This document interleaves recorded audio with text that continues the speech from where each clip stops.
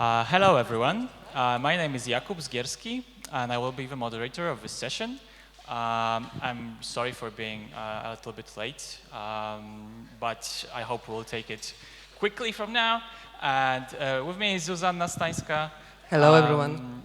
Who created an amazing app called Daily Art and all the affiliated news services. Hello, Zuzanna. Hi. Also with us is Vít Šisler, coming to us from Prague. Can we see Vít full screen so that he can say hi?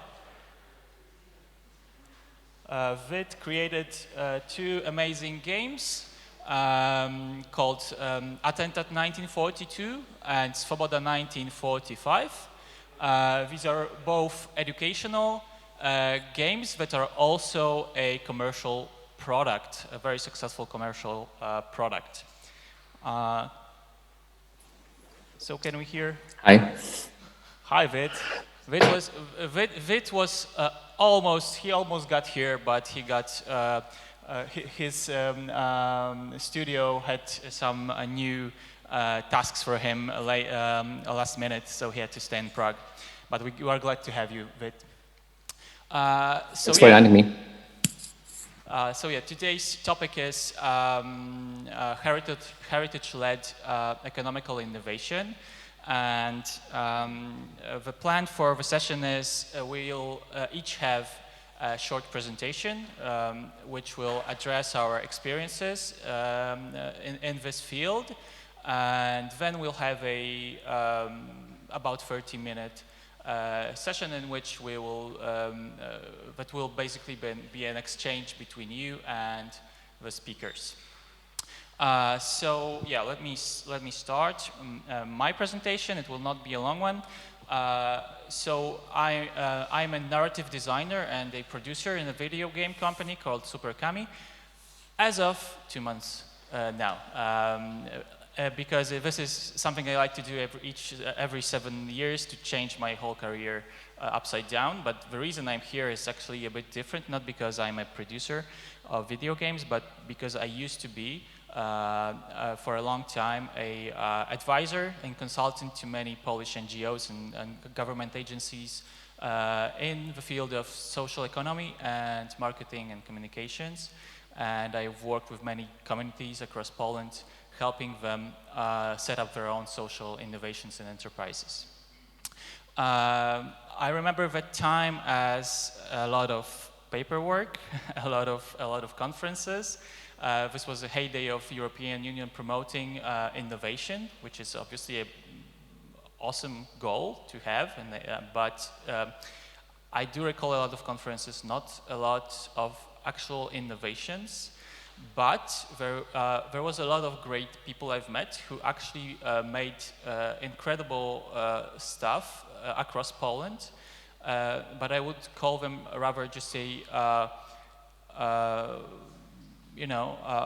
actual implementation of marketing ABC to their own situation.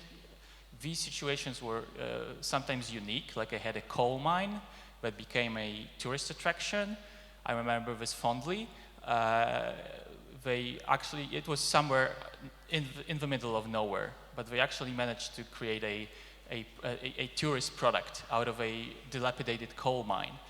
I wouldn't call this an innovation in and of itself, because it was basically a product, and they followed some guidelines of how to create a tourist service. But the place and the context and the social impact of this project was immense and actually constituted a social innovation of sorts. That's why my experience in this field guides me to assume that this session shouldn't be really us teaching you anything, because if I've learned anything, is that innovation is very difficult to plan for. It's kind of and so we are going to exchange our experiences with you, and hopefully you will exchange your experiences or ideas or questions with us. After I stopped being an advisor, I created a festival, and I switched to heritage sector, I worked at the National Film Archive in Poland and created a festival, Games for Impact, which was dedicated to the cultural and social impacts of video games.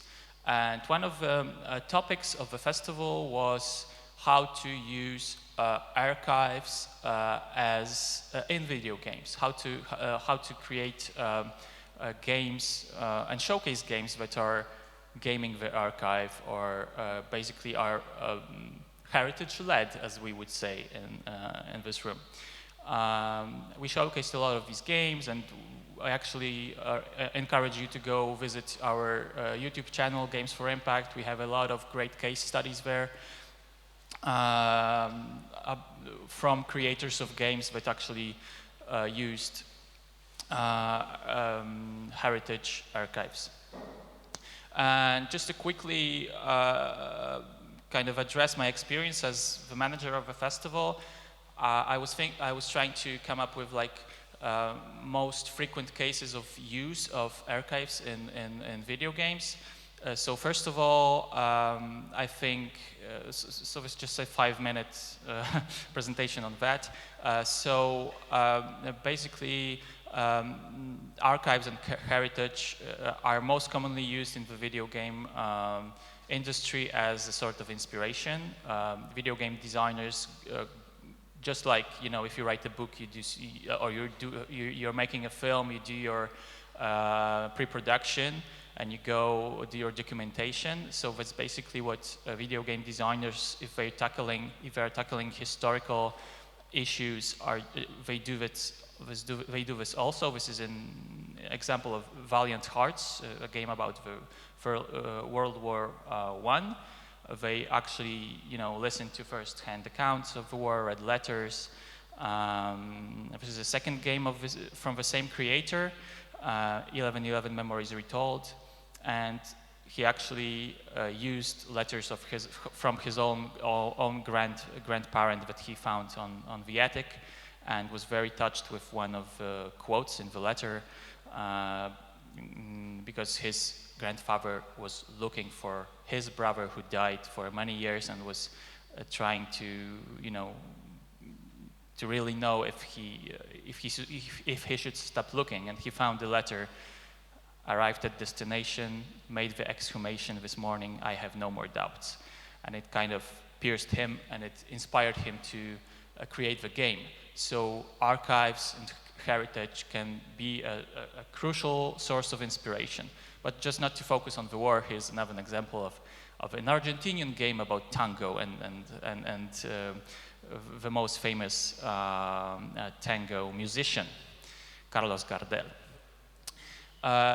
Heritage and archives can also be a reference for video game creators.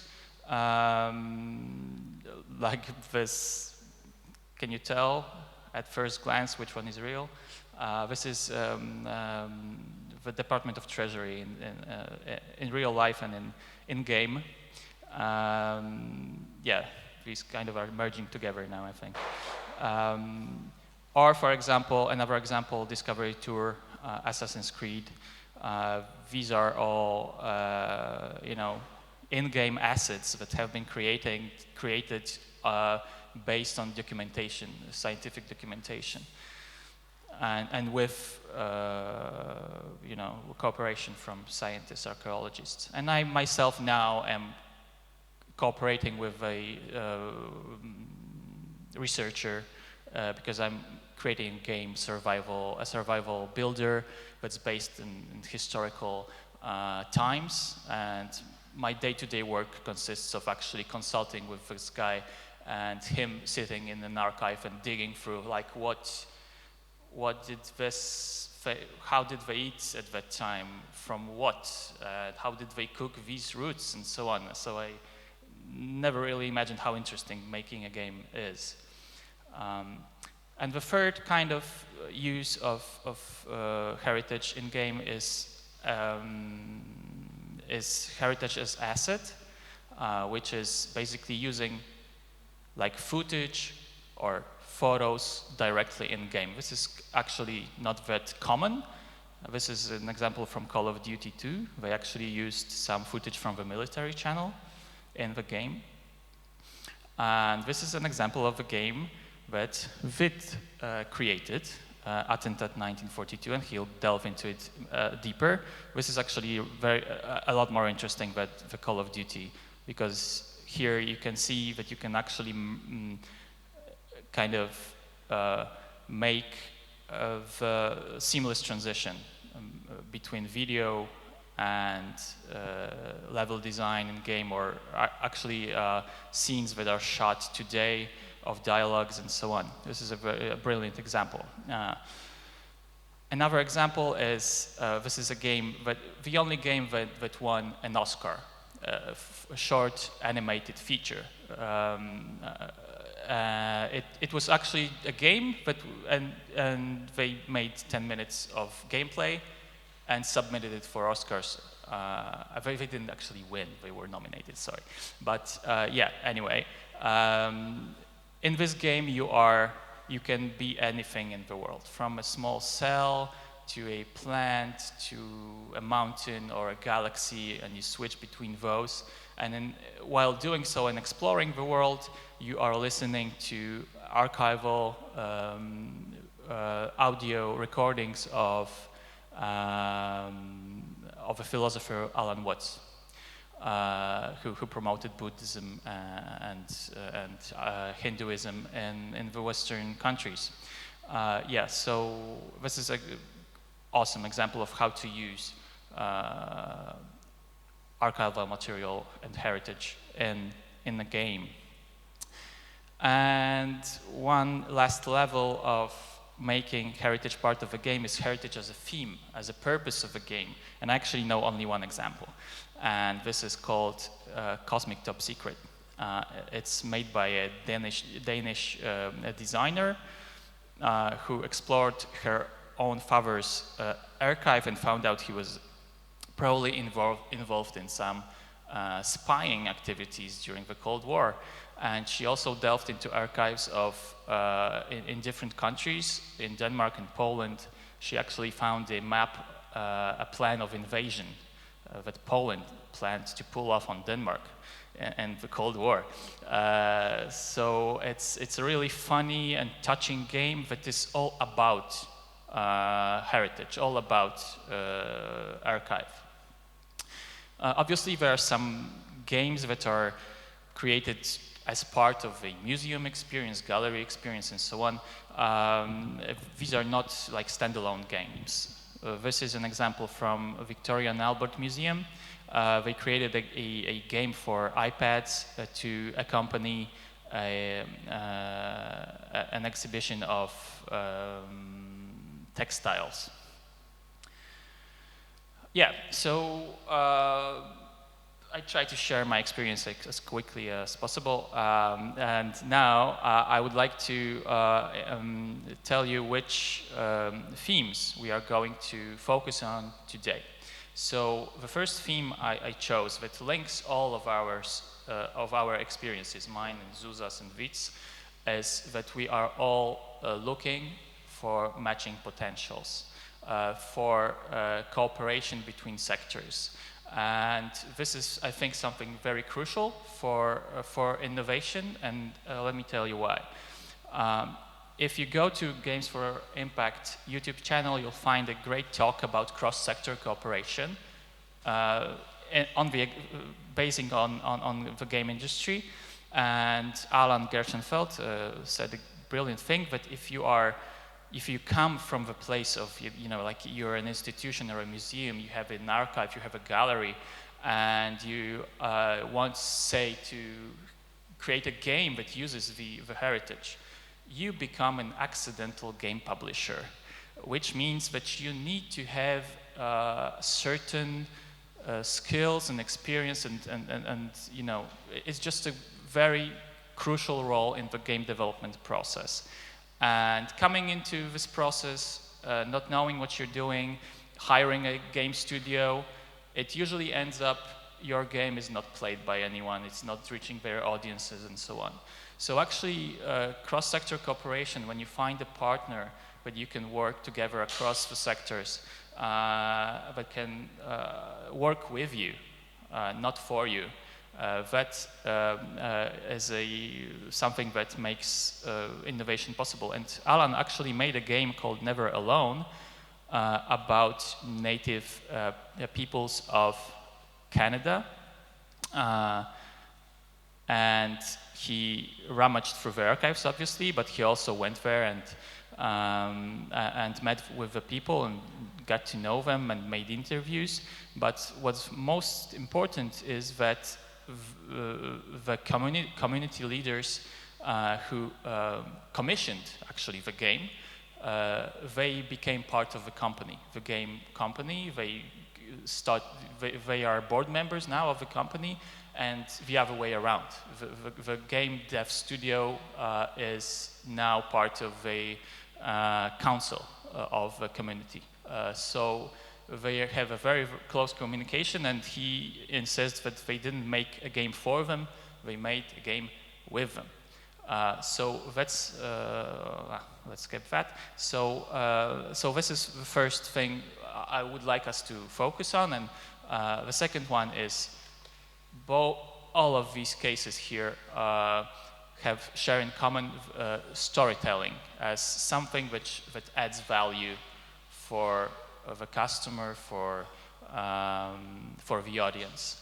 And I wonder, and the third thing is generally the issue of finding the audience and kind of also pivoting. There will be a great story in Zuzanna's presentation about pivoting, and also in Vít. They both share this experience of actually learning their audience and changing their assumptions. So these are the three themes that I would like us to focus on. And just to wrap up, I would like you to, while listening to Zuzanna's and Vít's presentations, to try and jot down your thoughts, recommendations, questions, takeaways regarding those three things. Cross-sector cooperation and finding potential, storytelling as a means of value production, and finding your audience. And once we finish with the presentations, we'll split into groups and we'll discuss anything you've jotted down. I hope everyone will have a chance to share. Okay, that's it from me. And now let me ask Zuzanna to take the stage. Yeah, thank you. So, hello everyone, my name is Zuzanna Stańska in Polish. I'm from here. I'm art historian, and I will tell you the story of a very weird story, how a very little and maybe not interesting idea of having an app with art history turned into like a real business, like a company, a regular one. I'm still shocked after 9 years of doing it. We'll have a birthday in this August. Yeah, I will start anyway. So you will see in the slides soon how everything looks like. So what's the idea behind the app? It's a very small thing. It's called Daily Art. And every day it publishes one piece of fine art with a very short story about it. So it's just a very short piece of text, which is supposed to be interesting. It's not an encyclopedia, Wikipedia, boring art curating stuff, but it's something that should go to your hearts and minds and enlighten you somehow. So one image a day. Well, I can tell you the story why it happened. I was very bored during my holidays, all-inclusive in Greece. I don't recommend it to anyone. I love Greece, but all-inclusive stuff is very boring. So I was bored to death, and I was thinking about, how art history is amazing, but in Poland here especially, nobody teaches it. So people they just don't know art history. Maybe they are intimidated by it. They go to museums, they see stuff, but they don't understand it, or they are scared of it. They are scared to ask about art history. And I was thinking that it's such an amazing thing, and why people are missing it. So I came up with this idea of having like a very short blurb of text and only one piece of fine art every day. So it's not intimidating, right? It's only a very short piece of information. Daily Art is a free mobile app. You can download it to iOS and Android devices on your iPhones, smartphones and tablets. So it presents one piece of fine art with a very short story.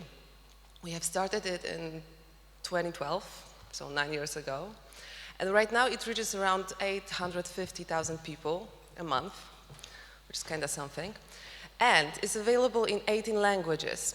I will tell about that languages more because it's super important for the growth and development of the whole thing.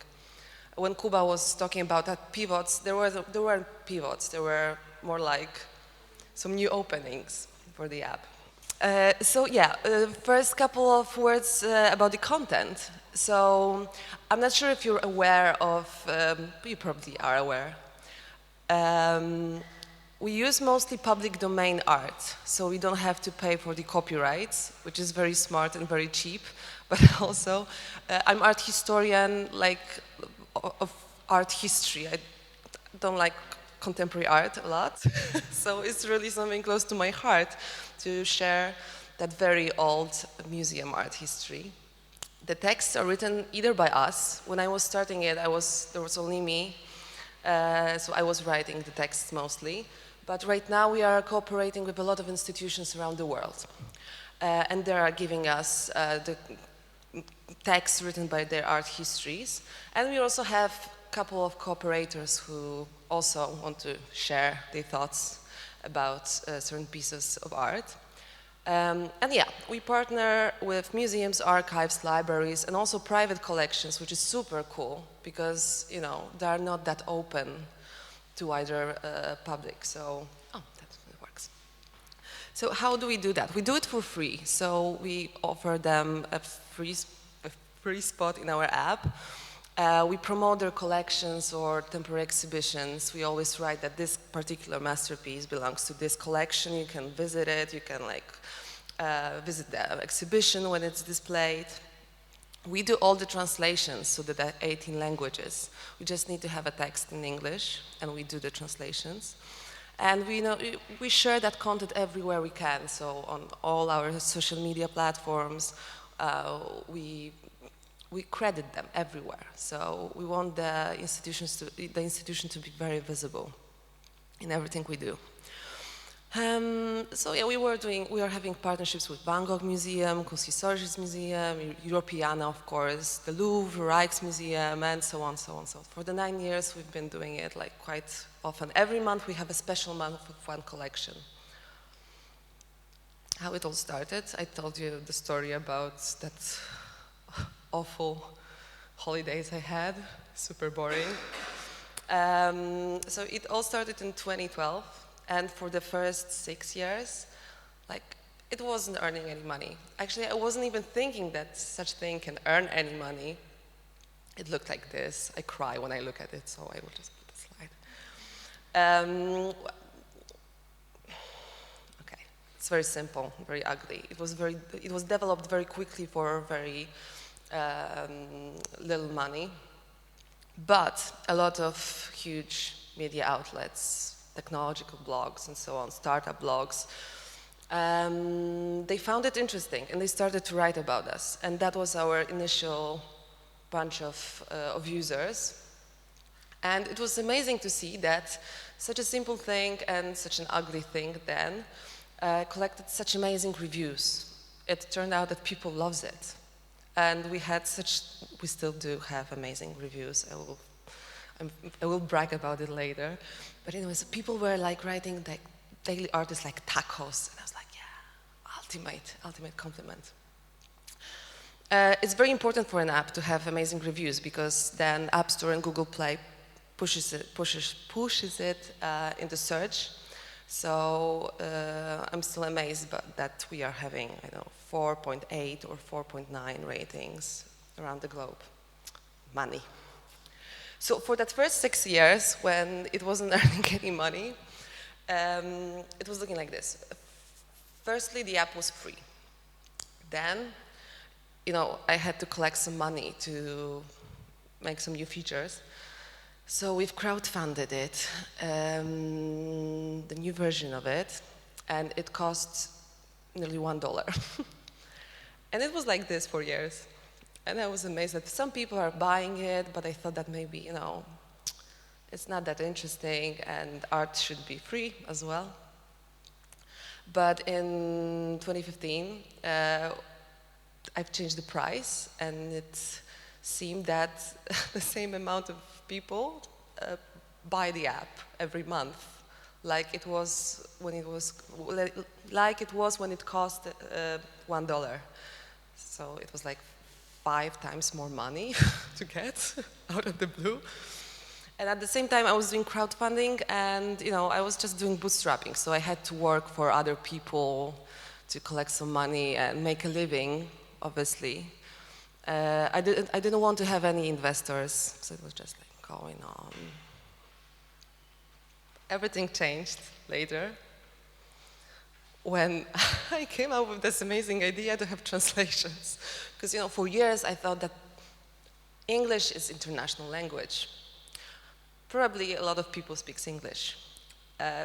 So when the app is in English and the art descriptions is in English, it'd be all fine. But it turned out that, you know, it's not necessarily so, that people would like to read about art history only in English. Maybe they would prefer to read in their native language. So this is how it looks right now. We have 18 languages, and we are preparing some more this year. Maybe we'll have Romanian and Czech. And it gave amazing results. Some stats on your right. Anyways, the first screenshot is with data from 2018, from the period when we started releasing translations. And the next one is from now. So you can see how the dynamic of geography changed. So at the beginning, most of our users came from United States, and we had Germany, United Kingdom.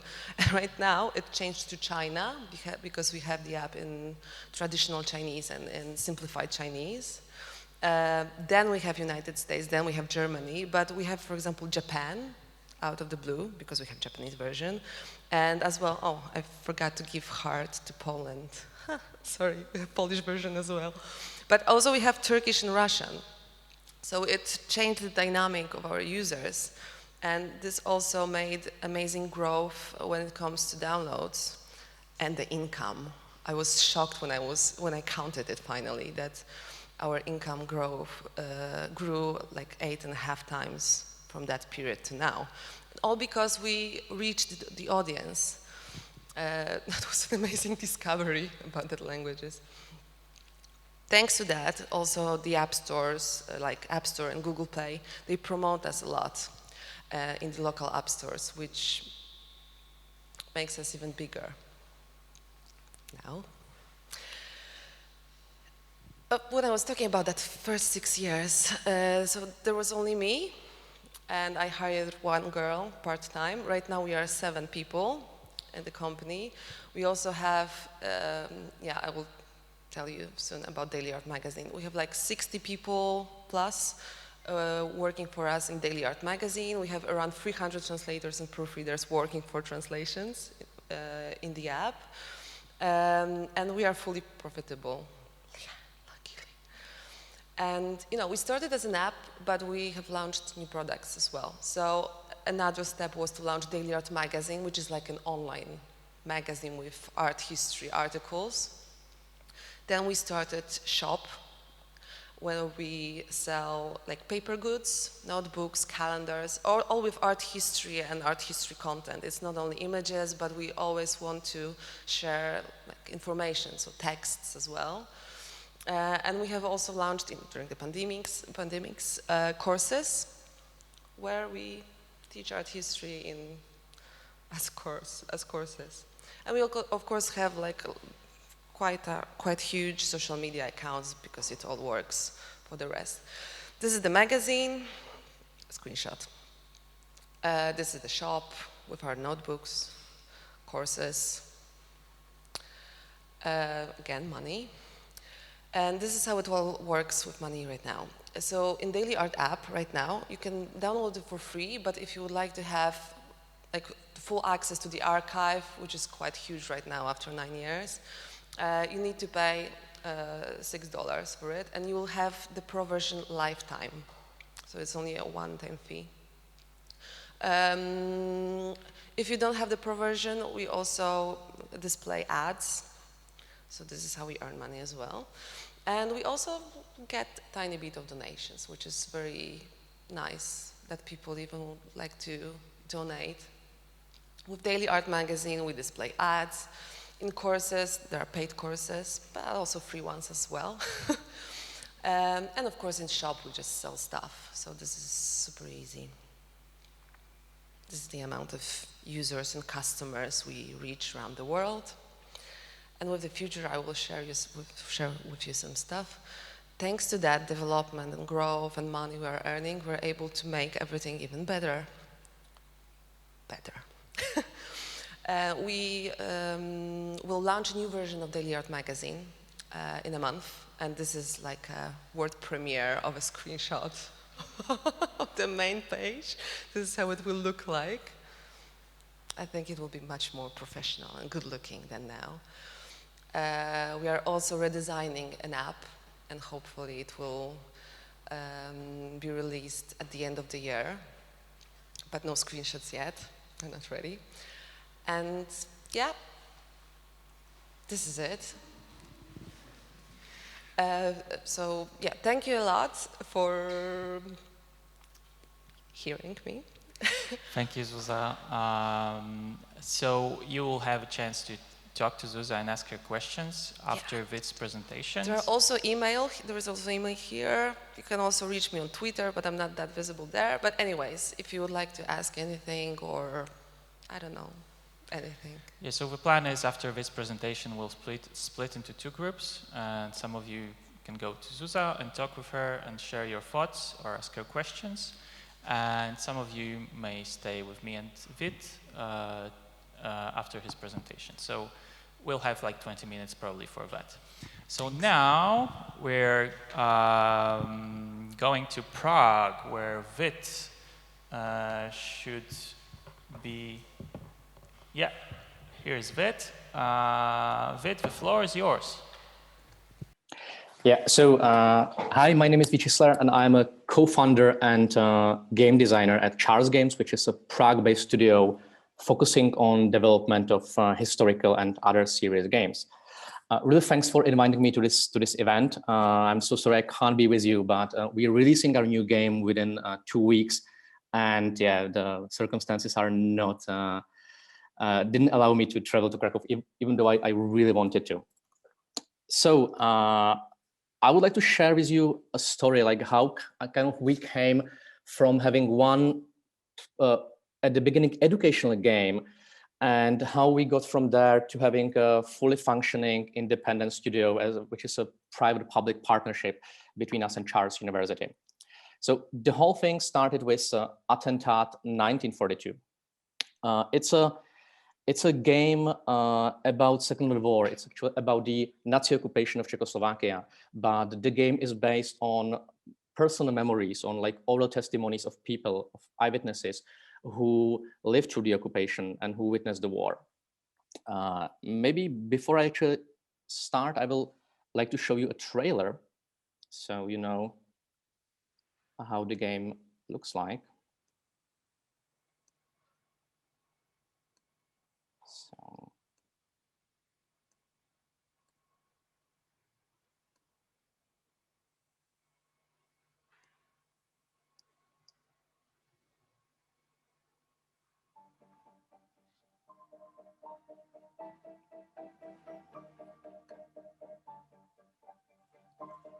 To byla strašná doba.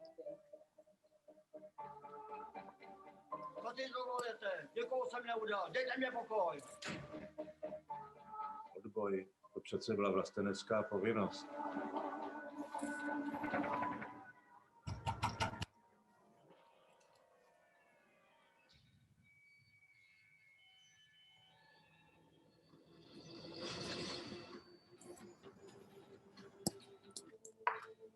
pak dědu odvedli a já jsem si nikdy nemyslel, že ho uvidím až po válce. Proč vašeho dědu zatkli, to jsme se vlastně nikdy nedopátrali. Byl to zlej sen. Takže se ani nedivím tvýmu dědečkovi, že o tom nechce mluvit.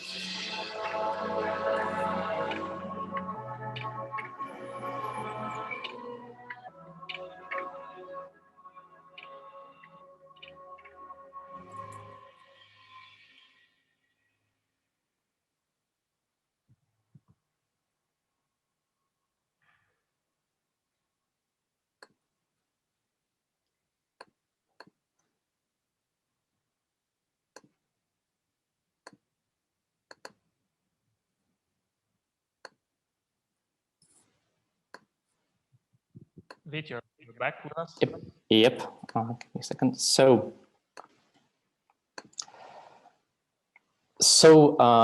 we actually developed the game at Charles University. It was a collaboration of 3 institutions. It was the Mathematical Physical Faculty of Charles University, Faculty of Arts of Charles University, and the Institute of Contemporary History of the Czech Academy of Sciences. This is part of the team.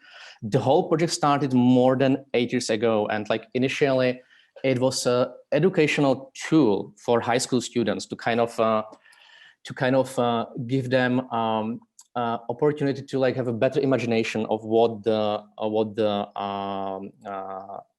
history looked like for ordinary people, and also like it was a tool for kind of developing critical thinking, asking questions, and critically assessing various oral testimonies and historical materials. It was initially sponsored by the Czech Ministry of Culture. The game was kind of very successful and was used in schools, and we were kind of like, what is the game about? In the game, actually, you talk to people and you relive their memories. There is like a personal story. You discover the game is like kind of happening. The game time is 2001.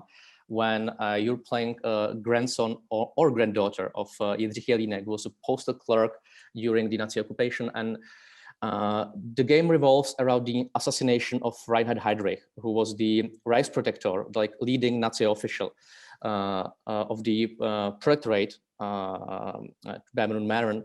And he was also the lead architect of the Holocaust. And in 1942, Heydrich was assassinated or killed by Czechoslovak paratroopers who were sent to occupy Czechoslovakia from England. And the Nazis, after his death, started a wave of brutal reprisal. Thousands of people were sent to camps or killed or arrested and tortured. And this game is actually not about the assassination itself. It's more about how ordinary people lived after the assassination in the atmosphere of fear and terror. What we wanted to do is kind of to show you or to help students better understand the complexity of historical events. So typically, for us, history is typically like a list of important dates and events, and that's what you kind of like memorize in school. And we wanted to show with our game, or to kind of like add something to that, we wanted to show the real human stories behind these great historical narratives. So in the game, you actually only talk to people, and depending on whom you ask and how you frame the question, you get slightly different answers. So like you progress the game and you discover new characters. So you actually discover that your grandpa was arrested by Gestapo immediately after the assassination. He was sent to Terezin and then to Auschwitz. He returned after the war, he survived, but he actually never talked about why he was arrested or what he had to do with the assassination itself. That's kind of like everybody in the family knew something happened, but nobody really knew what. And in 2001, you are moving your grandma to a different location. Your grandpa is in hospital, he doesn't speak much. And you discover kind of this part of a story. And so you start talking to her and you discover his diary. And like, then you kind of discover his colleagues or partners from resistance. And you talk to more people and they kind of unlock the whole story where you can or cannot discover what happened. We actually the characters in the game are fictitious. We created fictional characters with fictional names, and they are played by non-actors, but I mean, like, by people who we hired. The reason is primarily ethical and also pedagogical and game design wise. Like, you simply, if you have a real testimony, you can't change a thing, but we wanted to work with the testimonies in order to make the story. Nevertheless, the characters in the game are based on medical historical research. We had 6 historians, like professional historians in the team, and they actually were not consultants. They were our game designers. They wrote the dialogues, and then just we changed the dialogues so they are playable. But typically our historians went through tens or in some cases hundreds of testimonies. I mean, real testimonies from people who lived through that period.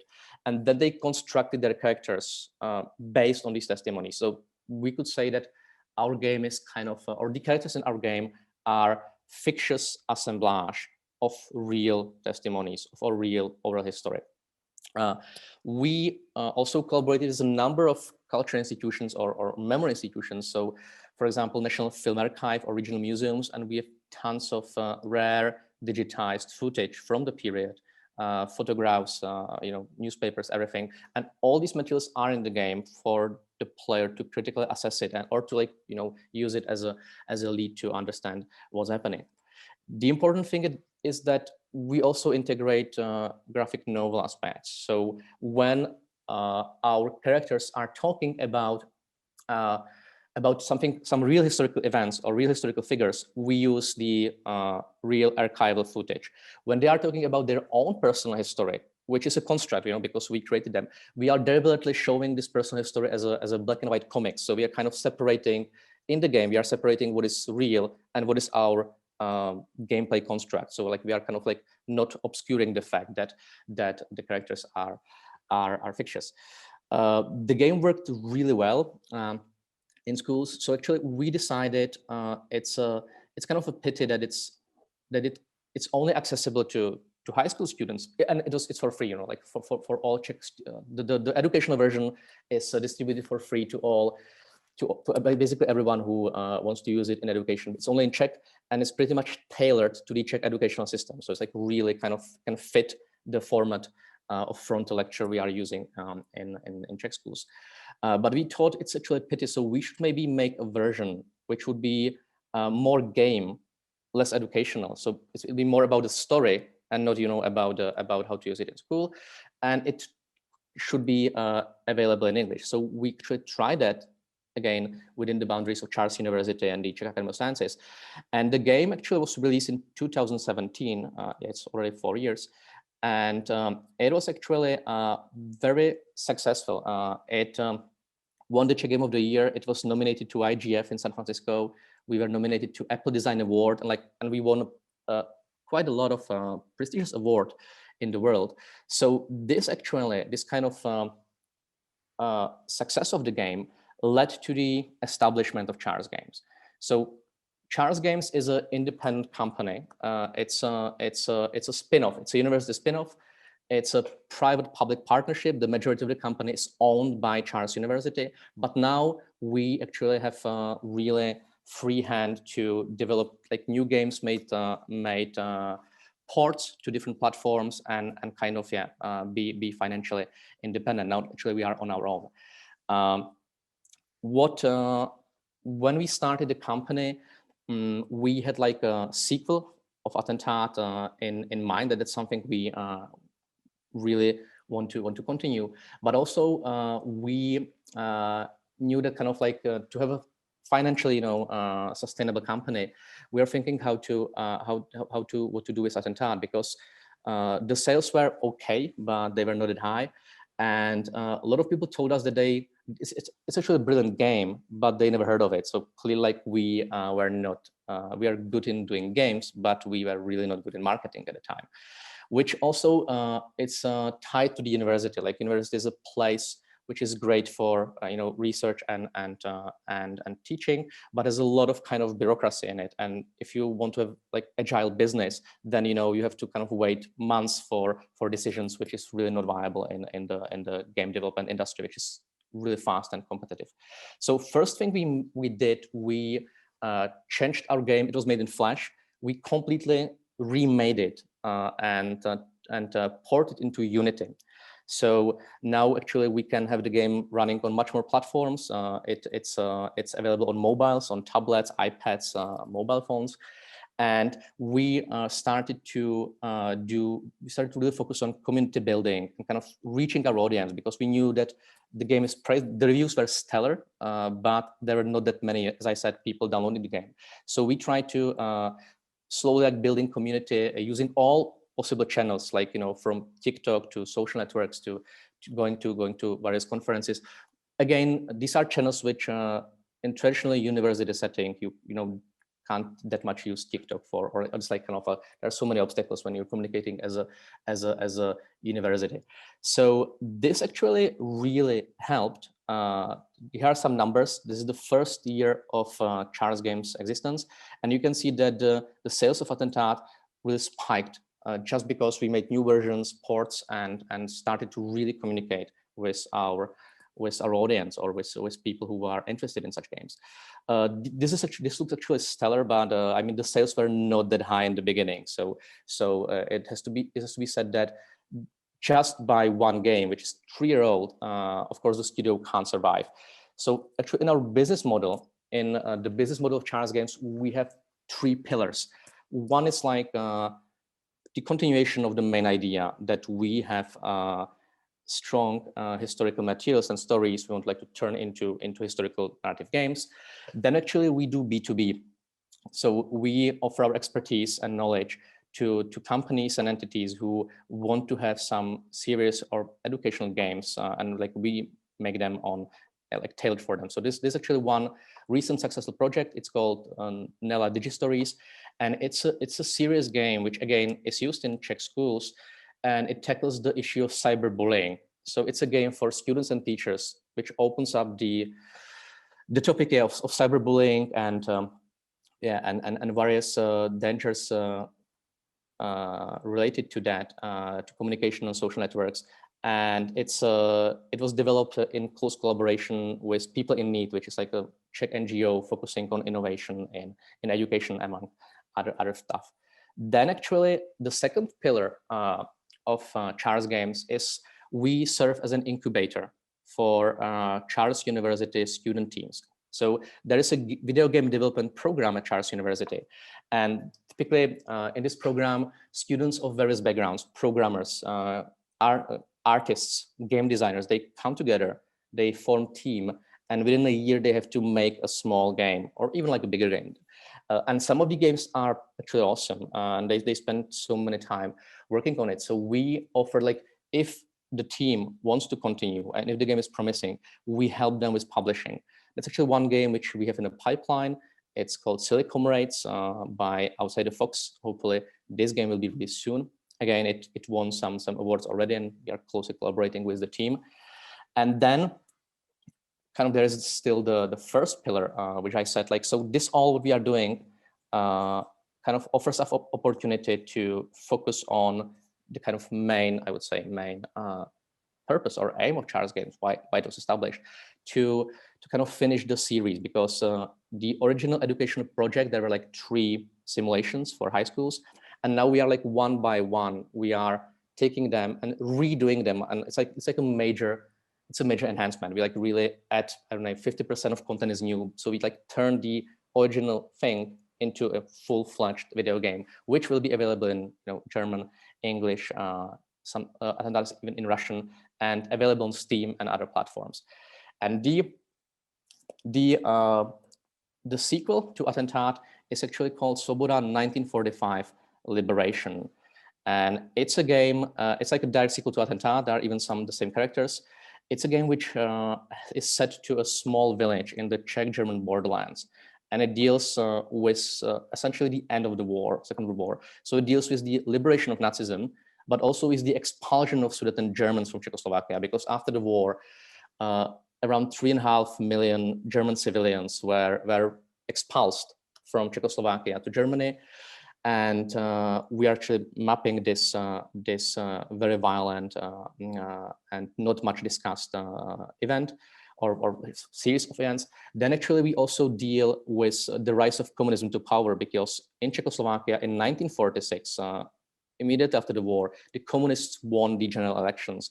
And in 1948, 2 years later, they orchestrated coup d'état and established a Soviet-backed dictatorship. So we deal with that, and especially the countryside or the villages were hit particularly hard by the communist coup d'état, because they started the process of so-called collectivization, where essentially they were taking people's property, like small farmers and big farmers' property, and establishing collective state-run farms.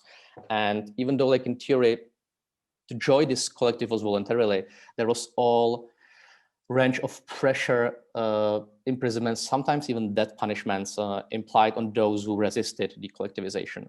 And so kind of the game happens in one village called Svoboda, which is a fictional village somewhere in the borderlands, where you actually witnesses these events, even like the kind of breaking the farmers to join the collectivization. Again, the game is based on the very same principles as Attentat. So you arrive to the village as a historian, you have to do some mundane task, and then actually discover that your granddad was in the village at the end of the war, and it's kind of unclear why he was stationed there, what he was doing. He was obviously some kind of member of some revolutionary guards or some kind of voluntarily military unit. And you kind of stay in the village, and you talk to people, and you try to figure out what happened there. Unlike Attentat, Svoboda 1945 Liberation is much more a game. We put more game elements, and we kind of carefully listen to our audience, what they lacked in Attentat and what they wanted to have. And the most important thing everybody cited is that they want to have more agency. So like we in this game, we allow you to kind of, your decisions matter, they will change the course of the game. And also the characters are not only kind of sources of information, but the characters in the village, they have their own agenda. And some of them, want the history to be commemorated. Some of them want it to be forgotten, etc., etc. I will again show you a short trailer for Liberation, so you know what I'm talking about.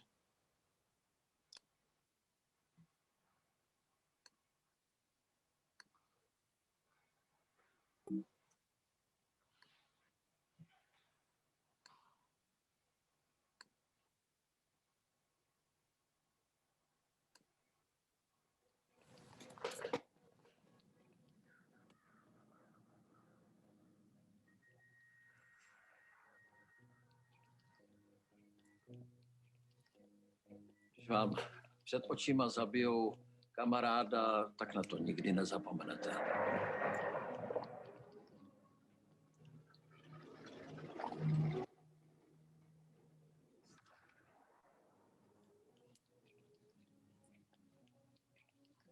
Pamatuju si, že teta si směla zabalit jen to nejnutnější. Kufry nesměly vážit víc než 50 kg a balila je pod dohledem českých vojáků.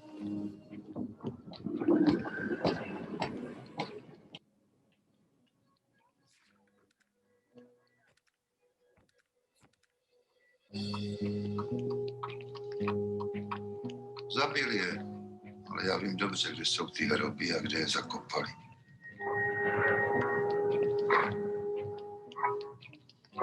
Vykašlete se na ten průzkum, šetříte si práci.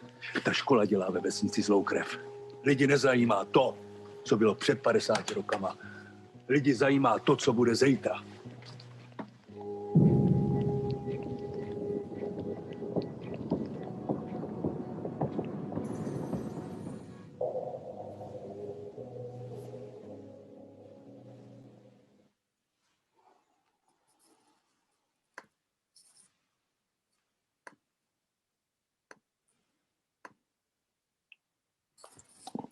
Okay, so as you see, like kind of the game is also like tackles the important issues of kind of remembrance and forgetting.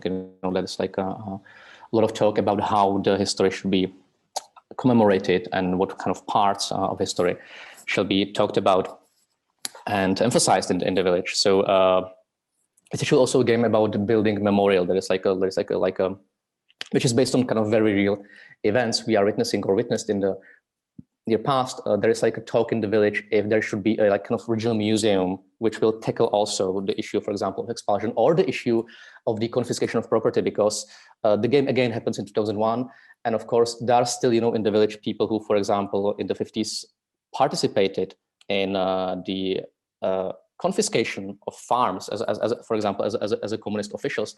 Their parents, as communist officials, they participated in these events, and then there are people whose family were kind of like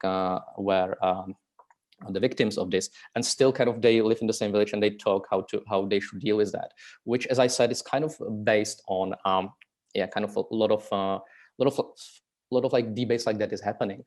Actually, this game is quite personal for me because my family comes from the region. My family comes from the border region and was deeply affected both by the war, Nazism, communism, and the expulsions. Like essentially everything which happened in our game is tied also to my family story. So kind of in a way, this was like diving into my family story.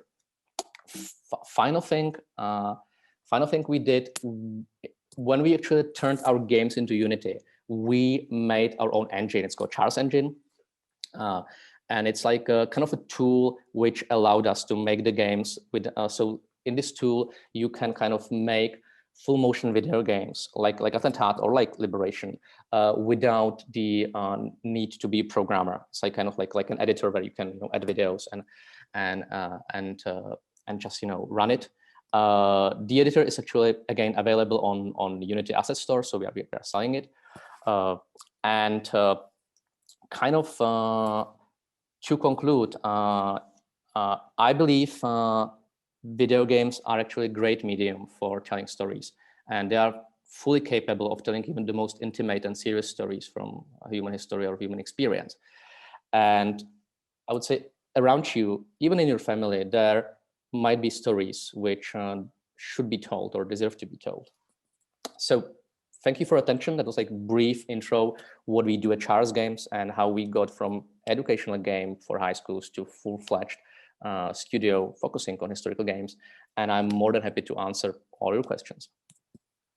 Thank you, Vít. Thank you so much. So now we go to the last part of our session. We have 22 minutes remaining, and I would like to use that to interact with you.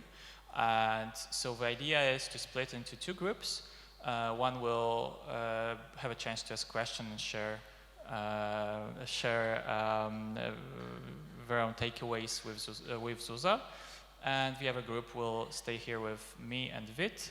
We will try to fix the audio issues because I know there's a lot of ambience and echo in the room, so Vít might have been a bit difficult to understand. So we'll try to put him on laptop audio and sit closely together, so we probably have a better chance to understand each other.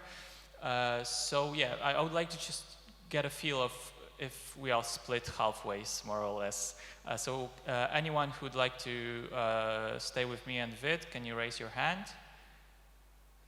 It's okay, it's not half. What if I have a question for both of them that applies to both of them? Okay, there's a question for both of you, so let's take this opportunity to answer it.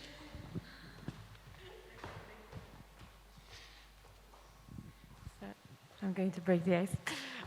First of all, I'd like to say that your work is simply phenomenal and so inspiring. I'm curious, so beyond like the immediate results, so to say, that you see in either like the number of players or revenue and other indicators like this, so instant, so to say, I'm curious, how have you explored like the more long-term effects of your work? Like, for example, whether in your case with the Daily Art app, if people have written to you that they've gone after, I don't know, 1 or 2 years to a certain museum because they discovered it on your app, or in your case, if people have started rediscovering their own heritage or gotten involved into thematical initiatives because they got immersed in the first place for your game. So whether your work basically has triggered something in people that has like medium and long-term effects, and how have you explored this, or whether you plan to in the future? I'm really curious about it. Thank you. Okay, I can start with the answer, Vít, if that's okay for you. So thank you for this question. It's something you cannot measure. You know, I can just tell stories and some examples from exactly what you say. Like, people are writing emails to us, and there are very, like, they vary a lot. There are people, for example, we have a very huge group of people who are after 60.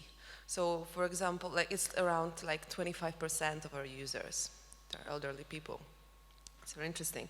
So a lot of these people write to us that, for example, they've been somewhere in the past, and this particular piece of art revokes some memories, or they have seen such landscape in Norway, for example, or they've seen, or they visited the museum, or this is the museum they grown up, like, they visited when they were like little because they were living somewhere nearby.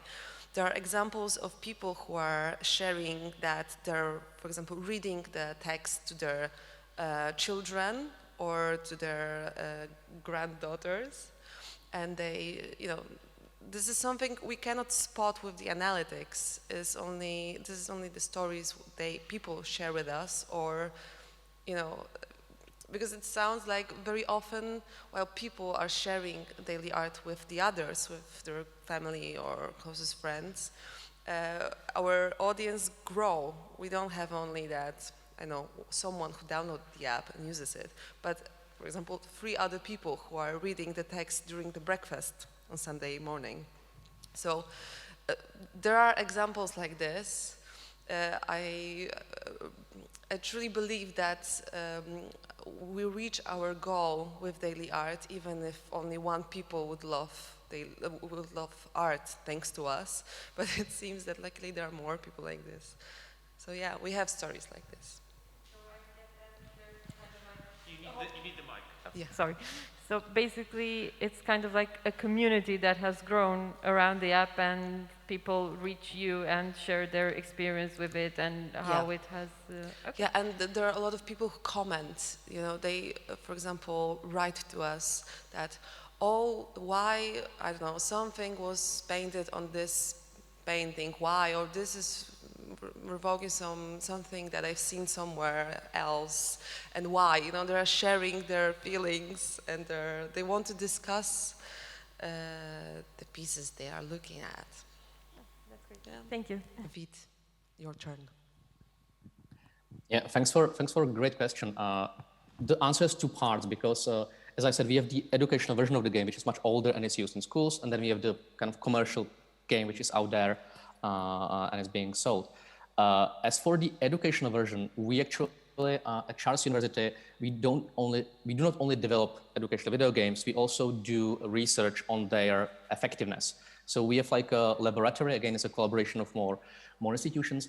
And in this laboratory, it's called Advanced Multimedia Learning Materials Laboratory.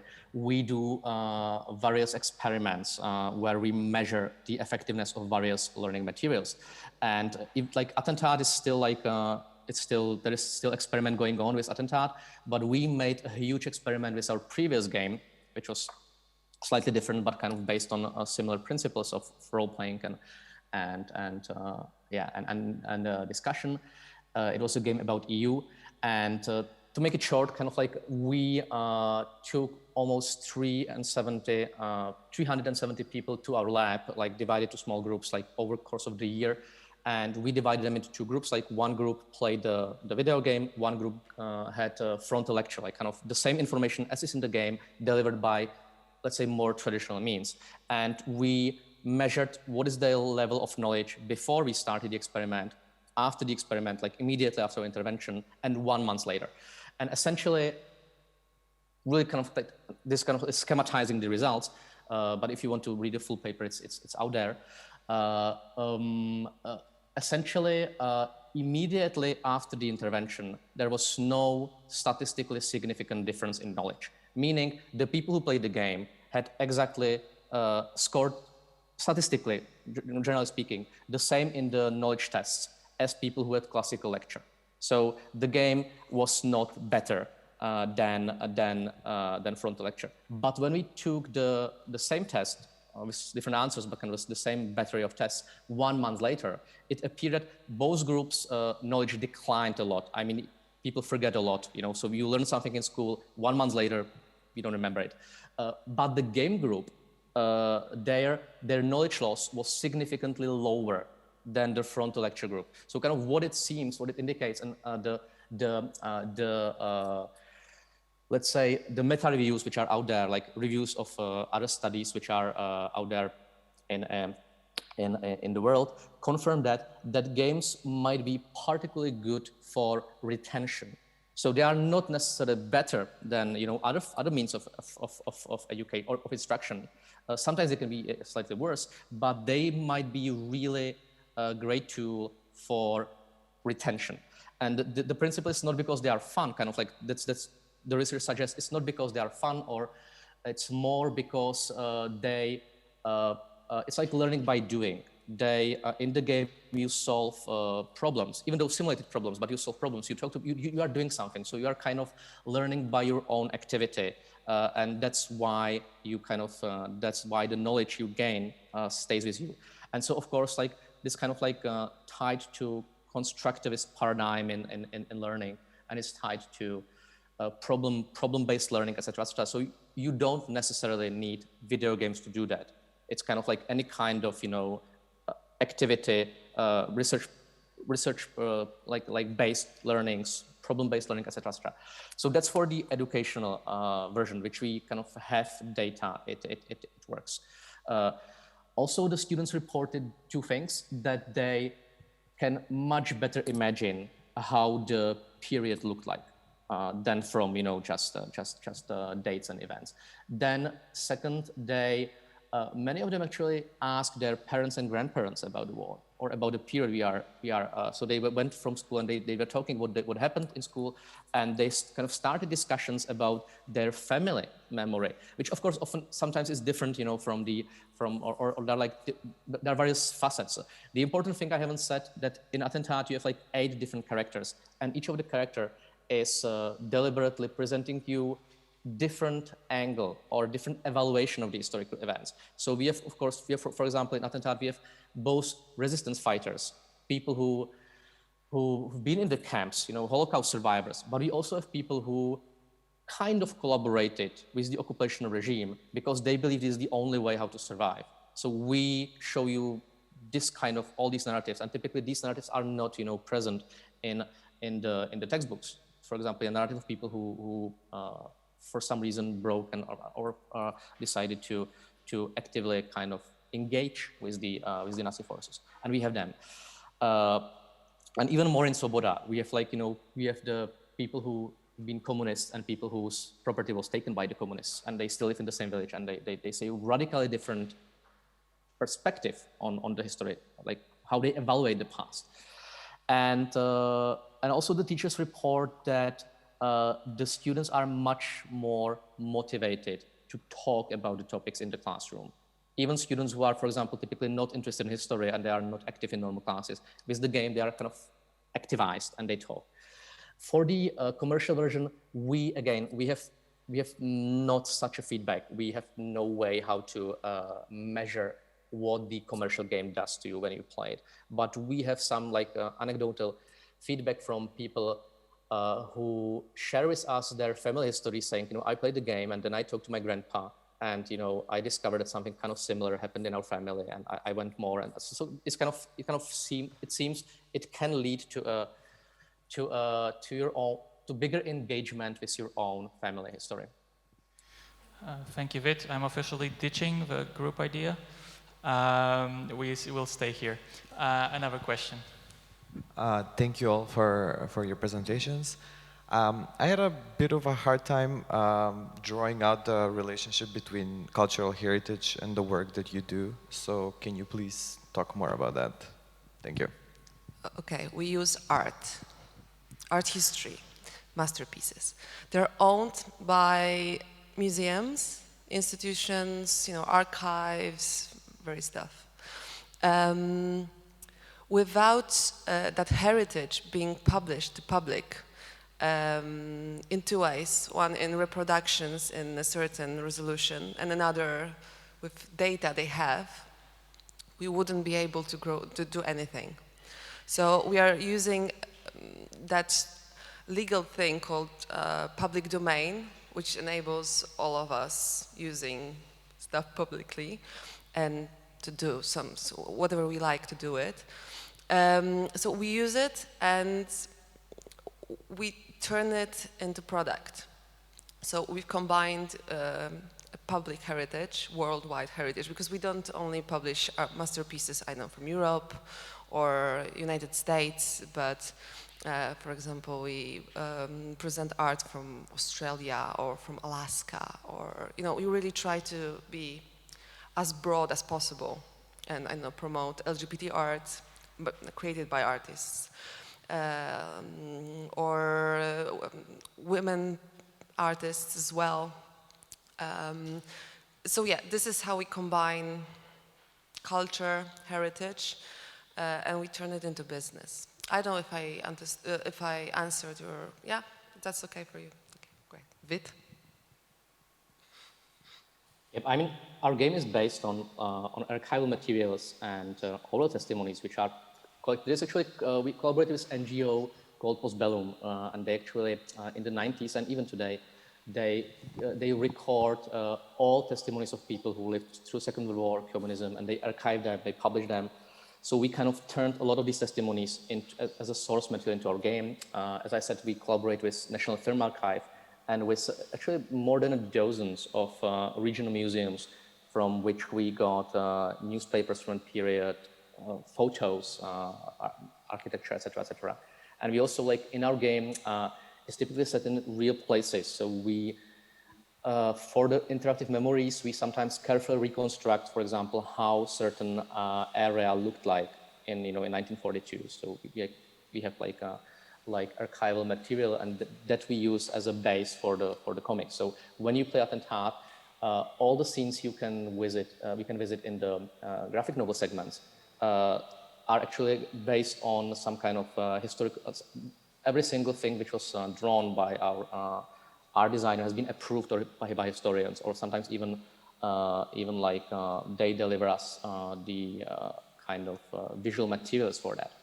So yeah, in a way, yeah, I would say that's how we work with cultural heritage. And also, like, our game is, I would say it's an important, like, part of what is called popular history. That's typically, like, once you leave school, and if you're not a professional historian, the way you typically engage with history is through some kind of popular culture.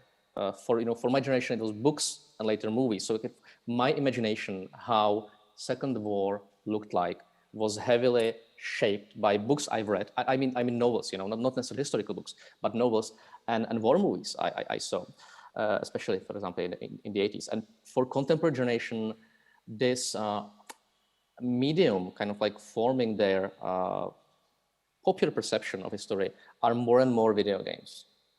So that's kind of like, I would say, important segment of what we do, because in most commercial video games, history and war is presented through the lenses of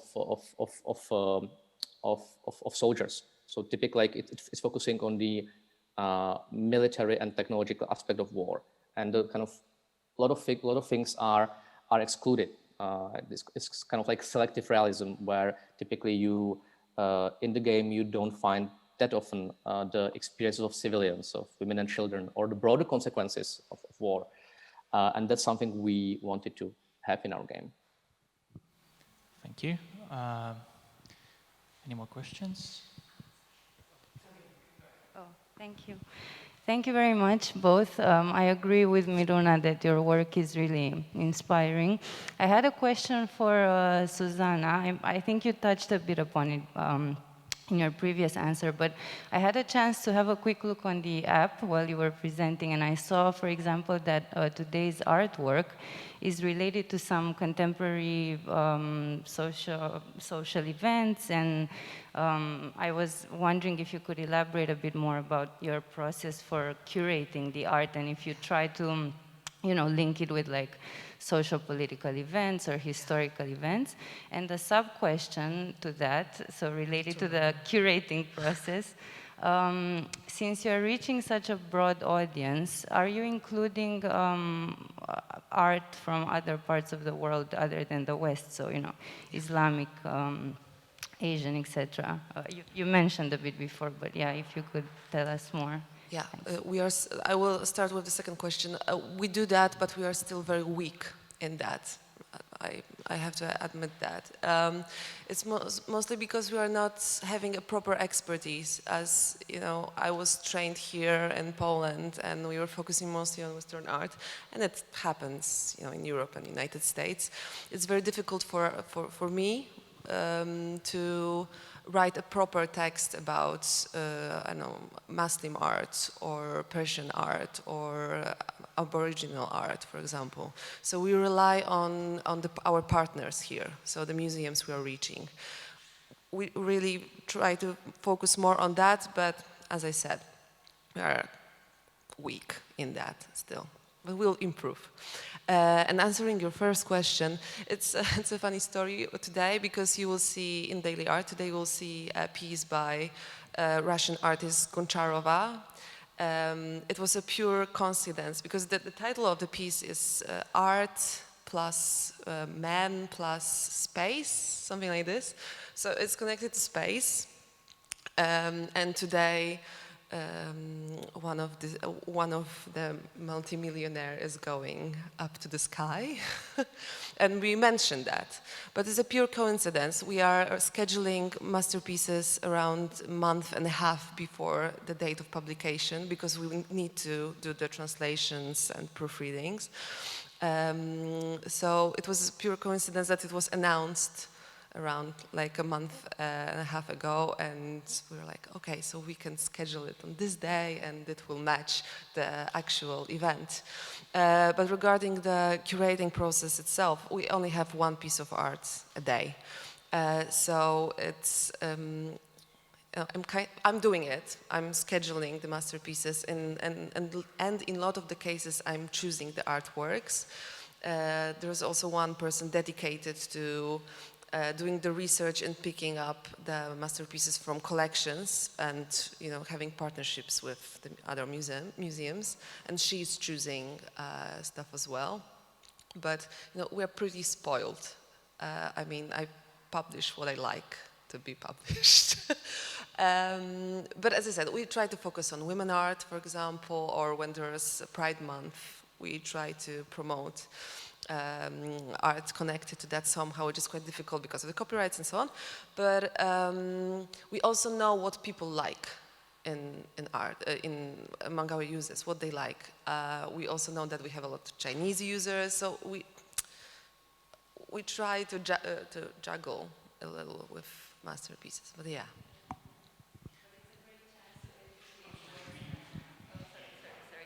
Okay, quick comment, yeah. It's beyond what users like, it's also an amazing platform to educate people's interests, and especially like for a Western audience, for example, to understand more about other contexts. And yeah, it's a very cool thing, because, most people in the world know Mona Lisa and Van Gogh, but there are, for example, certain pieces by Van Gogh that people don't know, because they're from private collections or they're not that popular. And people love that pieces, that they know a bit about the author, for example, or they can recognize the style. And this is why, for example, our audience love paintings from Skagen museums, which is a little museum in Denmark. These painters were painting a bit like the Impressionists, but they're not. They're from Denmark. So it's something that people can connect with a piece of information they know, but it's something completely different. So it's quite, pleasurable and shocking for some people.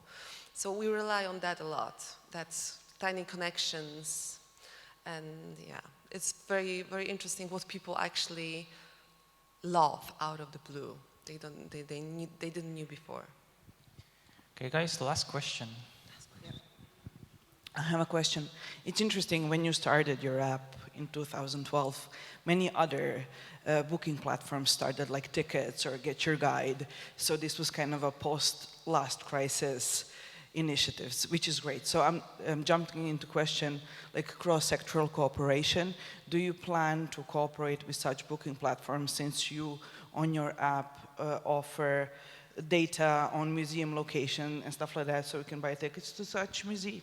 No, we don't plan to do that, but with that new version we are developing right now, we are designing it, we plan to have a feature, like more travel-like feature. So have that tiny, I don't know, like, have that feature that when you go to Musée d'Orsay, for example, you see all the pieces we have published. But we don't plan to go more to tourism travel. more. No, Okay. no, it's not And that the stuff. second question is, okay, you said that your app is profitable now, but you have expanded your portfolio to courses, to magazine, and so it requires a different marketing strategy and different sales income. So other parts of portfolio are also already profitable, or just working on that? Only Daily Art magazine is not profitable yet, but you know, we are masters of low costs. I mean, and the magazine is different because we have a lot of people working there, and like inside our company, there are a lot of people who are being paid for like sustaining Daily Art magazine. But with Daily Art app and with courses and with the shop, we are totally over the ground with it. Okay, one more question. Okay, thank you very much. My question is to Vít. Since your game is, I think it's a historic one, so clearly it's set in time and space. I would like to know how you deal with continuity, because games are finite. So what if I play the game and I'm done with it? How do you take things from there? If I'm done with maybe a particular game that, maybe the first game that you showed, I'm done with it, what happens next? Yeah, thanks.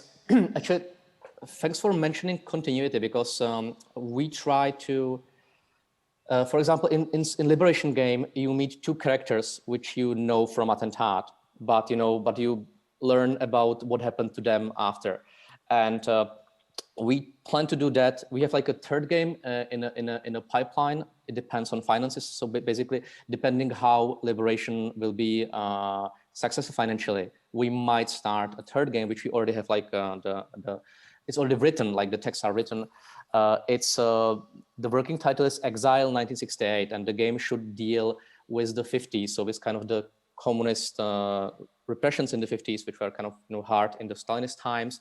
Then with 1968, that's the year when Czechoslovakia was invaded by the Warsaw Pact forces. And then with the 70s, when kind of the communist regime again started to consolidate, to strengthen itself. And then with the Velvet Revolution, when it all ended. So we have kind of like more stories to tell. And the important thing with continuity is, as I said, we try to so you can follow the same characters, or at least some of them, in different games.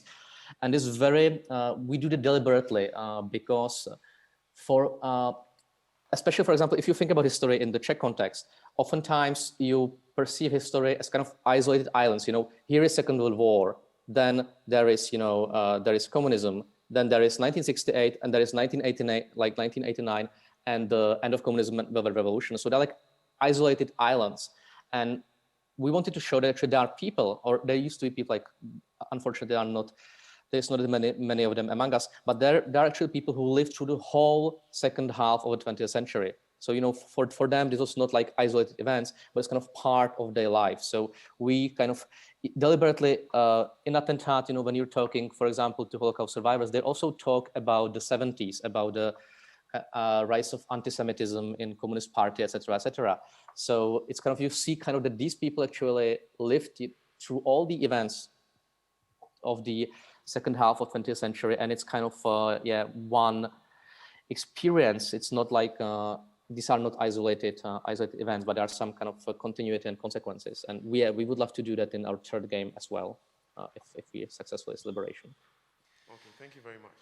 All right, guys, that's all the time we have. I would like to say sorry for all the technical and organizational glitches, but we pulled it off. I hope it was worth your time.